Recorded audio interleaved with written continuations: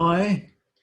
Well, what I'd like to do today is to step back from some of the detail and look at the Queen Caroline affair more broadly in terms of its political significance, both at the time and in the longer term.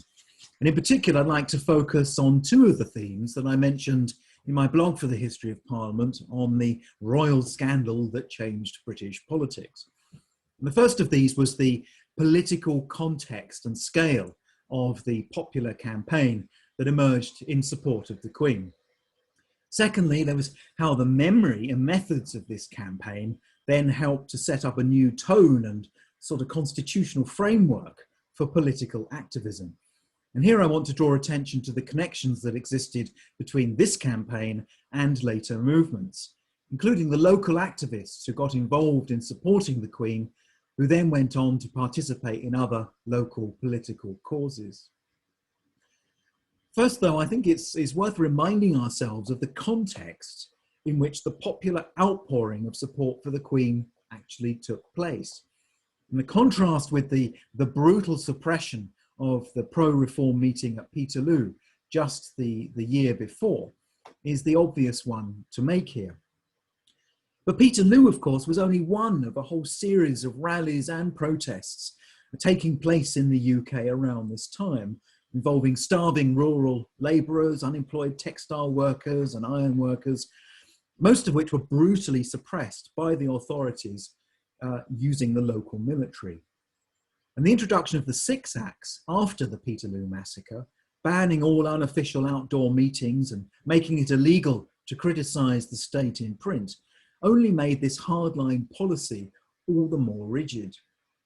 So when Caroline returned to England to demand her place as Queen Consort, famously landing in Dover on the 5th of June, the government's repressive policy was still very much in full swing. And just the previous month, 5 men who had plotted to overthrow the Tory government in the Cato Street conspiracy had been publicly hanged and beheaded in a gruesome medieval-style execution outside Newgate Prison. So the crowds of spectators and well-wishers who turned out to greet the Queen, first of all at Dover and then all along the route of her travel through Kent and then into London, were running quite a big risk. I mean, the fact that she was accompanied by leading radical activists, men like the radical MP for London, Matthew Wood, whose London house she stayed in, and the public knowledge that the government had forbidden her to return and had threatened to prevent public demonstrations, only made these popular gatherings all the more potentially provocative. Now, over the course of the next 6 months, as the Queen's trial for adultery in the House of Lords got underway, the size and scale of these popular movements in her support reached unprecedented levels. Mass public meetings, illuminations and processions in support of the Queen began to sweep the country. And the History of Parliament volumes covering 1820 to 1832, with their accounts of local politics in every constituency, show that almost no borough or county was untouched by these activities, despite various local attempts to stop them. By September of 1820, 50,000 pro-Queen protesters carrying anti-government banners were parading on a weekly basis through central London. By October, the numbers at Piccadilly had reached 100,000. And many observers, like the Whig MP and diarist Thomas Creevey, found the contrast with Peterloo just the year before extraordinary. Writing on the 26th of October, for example, he noted how every Wednesday, the scene which caused so much alarm at Manchester is repeated under the very nose of Parliament and in a tenfold degree more alarming. Great numbers march on each of these days in a regular lockstep, 4 or 5 abreast, banners flying, music playing. I should like anyone to tell me what is to come next if this organised army loses its temper. Now, this lack of a clampdown had a number of causes. First of which, the cabinet was very divided. Cabinet led here by Lord Liverpool, who you can see on the left. And George Canning in particular, who's on the right. He resigned, and of course later on Canning becomes one of the driving forces in helping to remodel Lord Liverpool's cabinet. Another factor was the involvement of the military. I mean, from the royal salute that Queen Caroline received at Dover onwards, right through to the regular military parades of sailors and soldiers mentioned by Thomas Creevey, the military are heavily involved in showing their support for the Queen. On one famous occasion on the 5th of September, 5,000 soldiers march in procession to her house. Another factor were the moral issues, the double standards, the King's own promiscuity, and the implications for women, of course, of sanctioning divorce in this way. Now, these issues have been analysed by a number of leading historians, especially, of course, historians of gender. There was also the role of the Times and other newspapers in whipping up support and moral outrage. But what I think really stands out as a key feature that made it more difficult to shut down this campaign was the constitutional language adopted in the many thousands of loyal addresses and petitions in support of the Queen. And here's just one typical example, a petition from London. I won't read it out, but I mean, you can hopefully see it on the screen, and a number of key features of the language used here really do stand out. The first is that it's obviously non-revolutionary. It's non-threatening in any sort of violent sense. Also, like many petitions, it's very respectful of legitimate authority, particularly authority that has been properly constituted.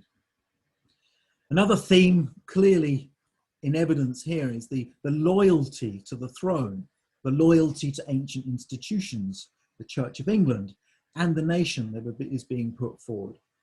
Above all, though, what's really clear is the restorative nature of this type of petition language. A very large number of petitions are about restoring the Queen's name to the liturgy, to the prayer book. They're about restoring her rightful place and historical position, and about restoring her liberties and privileges. And this use of restorative language, focusing on restoring ancient liberties and rights, later, of course, becomes a key hallmark of the popular middle-class campaign for reform. First of all, at the municipal level, but then in the broader campaign for parliamentary reform. As well as this very significant sort of language link, there were also other cultural connections between the way the Queen's popularity was promoted and the sort of iconography involved, and later reform campaigns. And here we see some references, for example, to Magna Carta. And in the sort of commemorative products, such as plates and jugs, to give another obvious example, there are many sort of material culture links between these two popular movements. Ultimately, though, what really mattered, I think, were the local activists themselves and the tactics that they adopted. And again, the history of Parliament's detailed constituency histories, covering the period 1820 to 32, show that in many towns and cities, it was often the same individuals, the same men and women, active in support of Queen Caroline, who then went on to play a significant role in organising local reform campaigns. And one classic example comes from Taunton, and this is the History of Parliament entry on the website for that borough. Now here, a local physician, a man called Malachi Blake, and his wife Mary, helped organise one of the first loyal addresses expressing support for the Queen, and they managed to muster some 3,000 signatures. Both then went to London to present it, and they later attended a patriotic dinner at the Crown and Anchor. After the abandonment of the Queen's trial, Blake then chairs a meeting at Taunton's Guildhall, which adopts another loyal address, this time condemning the illegal proceedings against the Queen and calling for a full, fair and effectual representation of the people in Parliament. By the mid-1820s, Blake has become heavily immersed in the anti-slavery movement. He chairs an anti-slavery meeting, for example, at the Castle Inn in October of 1830. And his wife is later instrumental in getting up female anti-slavery petitions from ladies, as they're called, in late 1830 and early 1831. By then, by 1831, Blake had become a leading figure in Taunton's local reform movement. It was Blake who set up the town's loyal political union. And again, note the language here, in support of the Reform Bill.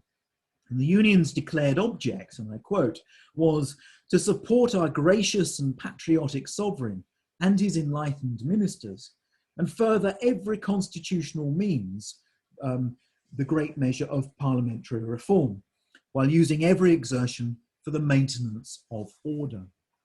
Now this, of course, is just one example, but the history of Parliament volumes covering 1820 to 32 provide literally hundreds of similar cases of these sorts of personal and organisational links.